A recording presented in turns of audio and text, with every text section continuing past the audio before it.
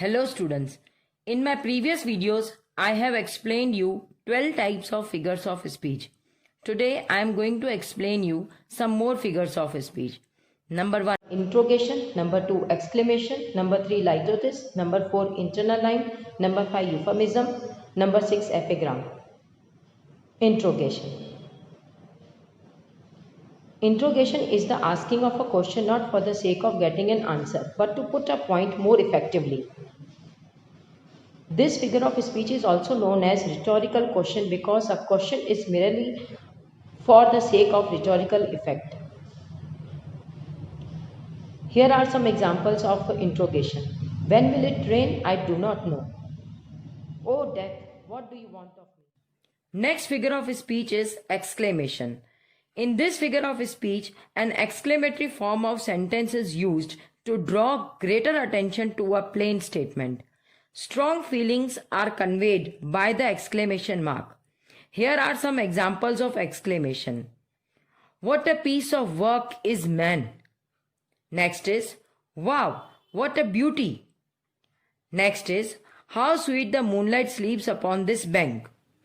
Next figure of speech is litotes.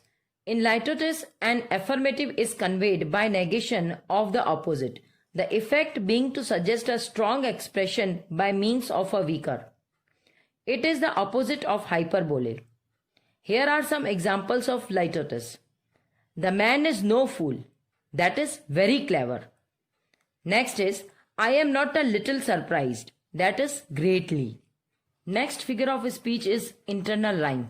When words in the same line rhyme with each other, the figure of speech is internal line.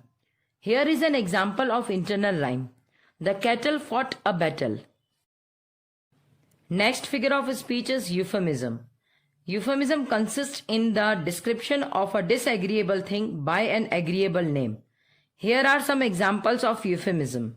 He has fallen asleep. That is, he is dead. Next is, you are telling me a fairy tale. That is a lie. Next figure of speech is epigram. Epigram is a brief pointed saying which is paradoxical yet true. Here are some examples. Every child is a father. On the first look, it seems untrue and even confusing, but if we look closely, we can see that it's true. Since every father was once a child, as it's a general truth written amusingly, it's an epigram.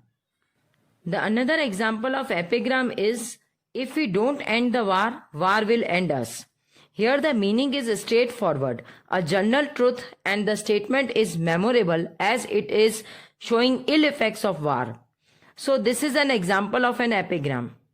I hope you have understood these figures of speech. Thank you.